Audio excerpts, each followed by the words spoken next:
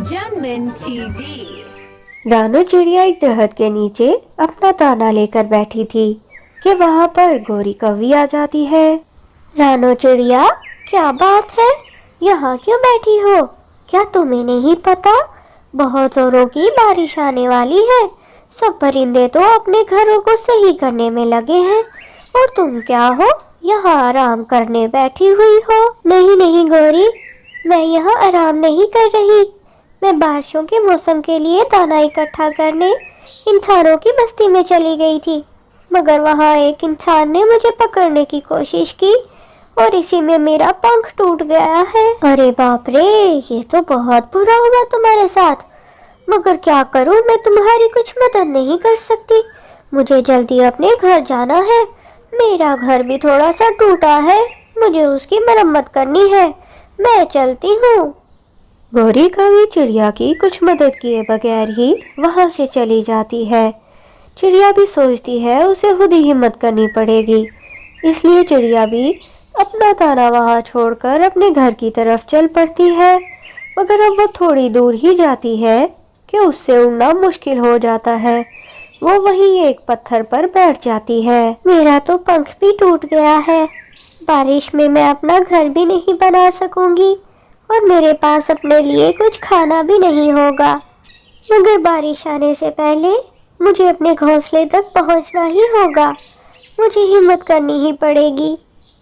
और फिर रानू चिड़िया आहिस्ता आहिस्ता उड़ते हुए अपने टूटे फूटे घोंसले के पास पहुंच ही जाती है।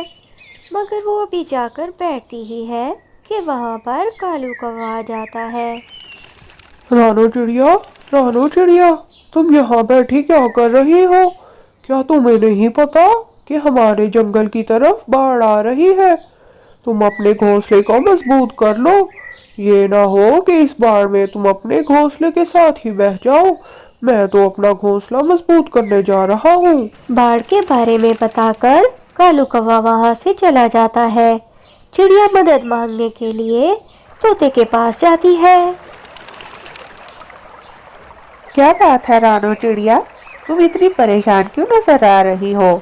सब ठीक तो है ना? क्या बताऊं तोते भैया, मेरा पंख टूट गया है और जंगल में बाढ़ भी आने वाली है। मेरा घोंसला बहुत पुराना हो चुका है। क्या आप नया घोंसला बनाने में मेरी मदद करेंगे? माफ करना रानू चिड़िया, मैं तुम्हारी मदद नहीं कर पाऊंगा। तुम्हें पता तो है, मेरा घर तो बिल्कुल नदी के ऊपर है। सबसे पहले तो मैं ही बाढ़ में बह जाऊंगा, इसलिए मैं तो दूसरे जंगल अपनी मौसी के घर जा रहा हूँ। प्यारे दोस्तों, अगर आपने अभी तक मेरी वीडियो को लाइक और चैनल को सब्सक्राइब नहीं किया तो मेरी वीडियो को लाइक और सब्सक्राइब कर दो। इस परेशानी में कोई भी मेरी मदद करने को तैयार नहीं, बस एक कबूतर भैया ही बचे हैं। अब उनके पास जाती हूँ, शायद वो मेरी मदद कर दे। और फिर रानू चिड़िया बहुत मुश्किल से उड़ते हुए कबूतर के घोंसले के बाहर आकर बैठ जाती है। कबूतर भैया, कबूतर भैया, क्या आप घर पे हो? बाहर आओ, मेरी बात सुनो, मुझे आपकी मदद की जरूरत है। क्या बात है रानू चिड़िया, तुम इतनी परेशान क्यों लग रही हो? और तुम तो कुछ बीमार भी लग रही हो। कबूतर भैया, मेरा पंख टूट गया है, मेरा घोंसला भी बहुत पुराना है और बारिश भी आने वाली है। क्या आप नया घोंसला बनाने के लिए मेरी मदद करेंगे? हाय रानू चिड़िया, क्या बताऊं, मैंने भी कल ही नया घोंसला बनाया है। मैं बहुत थक गया हूँ और इस वजह से मेरी तबीयत भी खराब है। माफ करना, मैं तुम्हारी मदद नहीं कर पाऊंगा। मेरे पंख में तो अब बहुत ज्यादा दर्द हो रहा है। यहाँ कहीं बैठकर थोड़ा सा आराम कर लेती हूँ, वरना तो मैं अपने घर नहीं पहुँच पाऊंगी। रानू चिड़िया एक जगह बैठकर आराम कर रही थी कि अचानक वहाँ पर चील आ जाती है। चिड़िया उसे देखकर बहुत डर जाती है। नन्ही चिड़िया, डरो नहीं, मैं तुम्हें कुछ नहीं कहूँगी, मगर तुम थोड़ी बीमार लग रही हो। क्या बात है? हाँ चील दीदी, मेरे पंख में थोड़ी चोट लगी है। मैं अपने जंगल से बहुत दूर आ गई हूँ, बस यहाँ थोड़ी देर आराम करने के लिए बैठी थी। ओहो, ये तो बहुत बुरा हुआ तुम्हारे साथ। बारिश भी आने वाली है। ये मेरा सामने वाला घर खाली है, तुम जब तक चाहो यहाँ रह सकती हो। रानो चिड़िया चील की रहमदिली देखकर वहाँ रुकने का फैसला करती है, मगर थोड़ी ही देर बाद वो क्या सुनती है। अरे मीठी, तुम कब से इतनी अच्छी हो गई कि एक चिड़िया को तुमने अपने दूसरे घर में रुकने का कह दिया है। तुम तो वैसे ही अक्ल से पैदल हो। थोड़े ही दिनों में अंडे देने का मौसम आने वाला है। चिड़िया अंडे देगी तो हम पहले उसके अंडे खाएंगे और फिर कुछ ही दिनों बाद चिड़िया की भी दावत उड़ाएंगे। चील के घर के बाहर खड़ी रानो चिड़िया उनकी सारी आवाज़ें सुन लेती है और वहाँ से भाग जाने का फैसला करती है, मगर थोड़ी ही दूर जाती है कि बहुत तेज़ बारिश शुरू हो जाती है। हर तरफ काले बादल थे। वो वहीं पर रात गुजारती है। चिड़िया को दरख्त पर बैठे बैठे सुबह हो जाती है। वो अपने आप को बहुत कमज़ोर महसूस करती है। हे ऊपर वाले, अब तो बस तेरा ही आसरा है, वरना तो अब मुझे लग रहा है कि मैं जिंदा नहीं बचूंगी। चिड़िया अभी अपने आप से बातें कर रही थी कि वहाँ से गुजरता हुआ एक बादल चिड़िया की बातें सुनने लग जाता है।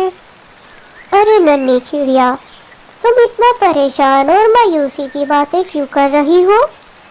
मैं तुम्हारे लिए इस बारिश को तो नहीं रोक सकती, मगर मैं तुम्हारे लिए इस जंगल में एक पंपकिन का बड़ा सा घर जरूर बना सकती हूँ। और फिर बादल रानो चिड़िया के लिए वहाँ एक बड़ा सा पंपकिन का घर बना देता है, जिसे देखकर चिड़िया बहुत ज़्यादा खुश हो जाती है। इस कहानी से हमें सबक मिलता है कि हमें किसी भी वक्त में मायूस नहीं होना चाहिए। कहानी अच्छी लगी है तो लाइक करो चैनल जंगल टीवी। दूर जंगल में रानो चिड़िया अपने शौहर बबलू चिड़ी के साथ रहती थी। वो बहुत हंसी खुशी जिंदगी गुजार रहे थे। एक दिन वहाँ पर एक सांप आ जाता है और वो उसी दरख्त के नीचे अपना घर बनाकर वहीं पर रहने लग जाता है। जब रानो चिड़िया और बबलू चिड़ा खाना ढूंढने के लिए जाते तो वो चुपके से आकर उनके अंडे खाकर वहाँ से भाग जाता था। बबलू जी, इस सांप ने तो हमें परेशान करके रख दिया है। जब भी हम घोंसले से जाते हैं ये हमारे अंडे खा जाता है। तुम ठीक कह रही हो रानो, मगर हम क्या कर सकते हैं? वो बहुत ताकतवर है, हम उसका मुकाबला नहीं कर सकते। हमें शायद ऐसे ही जिंदगी गुजारनी पड़ेगी। अब मुझे बहुत तकलीफ होती है बबलू जी, जब वो मेरे अंडे खा जाता है। हमें कुछ ना कुछ तो करना होगा, ऐसे कैसे चलेगा? तुम सही कह रही हो रानो, मुझे लगता है हमें इस दरख्त को छोड़कर कहीं और चले जाना चाहिए, फिर ही इस सांप से जान छूट सकती है। मगर बबलू जी, ये घोंसला हमने बहुत मेहनत से बनाया था, मगर इसके सिवाय हमारे पास कोई और चारा भी तो नहीं। और फिर वो दोनों नए दरख्त की तलाश में जंगल की तरफ जाने लगते हैं। उड़ते उड़ते थक कर जब वो एक दरख्त पर आराम के लिए बैठते हैं तो उन्हें वहाँ सुंदरी कवि और कालू कौवा मिल जाते हैं। अरे बबलू भैया, आप लोग इस इलाके में कैसे आ गए? और आप लोग तो काफी परेशान नजर आ रहे हो, क्या बात है? क्या बताएं कालू भैया, जिस दरख्त पर हम रहते थे उसके नीचे एक सांप ने घर बना लिया है, जो कि हर रोज हमें बहुत तंग करता है। जब हम खाना लेने जाते हैं वो हमारे अंडे खा जाता है। मुझे अपना घोंसला बहुत ज्यादा पसंद है, मगर अब उस सांप की वजह से मजबूरी में हमें दूसरे जंगल आना पड़ा है। रानो चिड़िया, ये तुमने अच्छा नहीं किया। तुम्हें अपने घर की हिफाजत करनी चाहिए थी, ना कि तुम्हें वहाँ से भाग आना चाहिए था। रानो चिड़िया, सुंदरी बिल्कुल सही कह रही है, तुम लोग को वहाँ से नहीं आना चाहिए था। मेरे पास एक आइडिया है, अगर तुम लोग थोड़ी सी हिम्मत दिखाओ तो उस सांप को बहुत अच्छे से मजा चखा सकते हो और अपने घोंसले में दोबारा से मजे से रह सकते हो। और फिर कालू कौवा उनको अपना आइडिया बताता है, जिसे सुनकर रानो चिड़िया और बबलू चिड़ा बहुत ज्यादा खुश हो जाते हैं। रानो चिड़िया, कालू कौवे का आइडिया तो बहुत अच्छा है, मगर इसमें हमारी जान भी जा सकती है। इतनी हिम्मत तो हमें करनी ही पड़ेगी बबलू जी। आप नहीं जाते तो मैं चली जाऊंगी रानी के महल। और फिर रानो चिड़िया रानी के महल जाने के लिए निकल पड़ती है। मगर जैसे ही वो हार चुराती है, रानी वहाँ पर आ जाती है और वो चिड़िया को देख लेती है। अरे सिपाहियों, कहाँ हो तुम? जल्दी यहाँ से आओ, ये चिड़िया मेरा हार चुराकर भाग रही है। ये बहुत महंगा हार है, जल्दी आओ। मगर चिड़िया सबसे बचते हुए जल्दी से महल से निकल जाती है और उड़ते उड़ते अपने उस दरख्त की तरफ आ जाती है जहाँ पर सांप ने अपना घर बनाया था, और चिड़िया वो हार वहाँ पर फेंक देती है। हार के गिरने की आवाज़ सुनकर सांप अपने बिल से बाहर आ जाता है। अभी वो हार को देख ही रहा था कि रानी के सिपाही चिड़िया का पीछा करते करते उस दरख्त तक पहुँच जाते हैं और अपने भाले से सांप को मार देते हैं और रानी का हार लेकर वहाँ से चले जाते हैं। रानो चिड़िया और बबलू चिड़ा दरख्त के ऊपर बैठकर ये सब देख रहे थे। वो बहुत ज़्यादा खुश होते हैं और फिर वो जाकर कालू कौवे और संदरी का शुक्रिया अदा करते हैं और फिर वो दोनों उसी दरख्त के ऊपर अपना घर बनाकर बच्चों के साथ रहने लग जाते हैं। इस कहानी से हमें सबक मिलता है कि मुश्किलों से कभी हार नहीं माननी चाहिए। दूर जंगल में बहुत से परिंदे रहते थे। वो सब आपस में मिलजुल कर रहते, मगर वहीं पर एक कालू कौवा भी रहता था जिसने सब परिंदों पर अपनी दहशत बना रखी थी।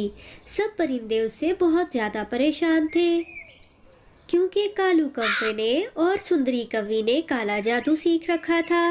इसलिए वो सब परिंदों पर अपना रोब जमाते और अपने सब काम परिंदों से ही करवाते। रानो चिड़िया, इस कालू कौवे ने तो हम सबको बहुत परेशान कर दिया है। हमारे अंडे देने का मौसम है और हम अपने अंडों को छोड़कर खाना लेने भी नहीं जा सकते कि कहीं वो हमारे अंडों को नुकसान ही ना पहुंचा दे। कहाँ जा रही हो रानो चिड़िया? मेरी बात तो सुनती जाओ। मेरा मीठे फल खाने का बहुत दिल कर रहा है। जाओ तो जरा मेरे लिए मीठे फल लेकर आओ। सुंदरी, मैं तुम्हारे लिए मीठे फल लेने नहीं जा सकती। मेरे बच्चे घर में अकेले हैं, तुम खुद ही जाकर ले आओ। चिड़िया, सुंदरी रानी बोला करो मुझे, वरना मैं अपने काले जादू से तेरे बच्चों का हाल बुरा कर दूंगी। अब जल्दी से जाओ और मेरे लिए मीठे फल लेकर आओ। नहीं नहीं सुंदरी रानी, मैं तुम्हारे लिए मीठे फल लेकर आती हूँ।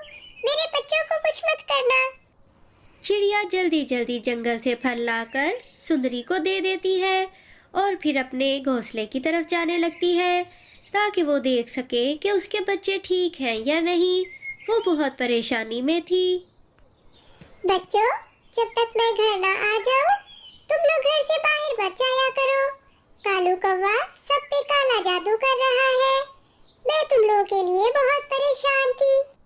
माँ, हमने भी कालू के बारे में बहुत सी बातें सुनी है, इसलिए हमें बहुत डर लगता है।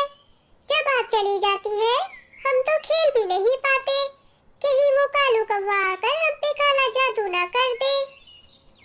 तोता और तोती दोनों बहुत खुश थे क्योंकि इस बार उनके 2 अंडे थे और वो सोच रहे थे कि हमारे 2 प्यारे प्यारे बच्चे होंगे। और कबूतरी ने भी एक प्यारा सा अंडा दिया था। वो अपने घोंसले में बैठकर अपने अंडे की हिफाजत कर रही थी कि तभी वहाँ पर कालू कौवा और सुंदरी कौवी आ जाते हैं।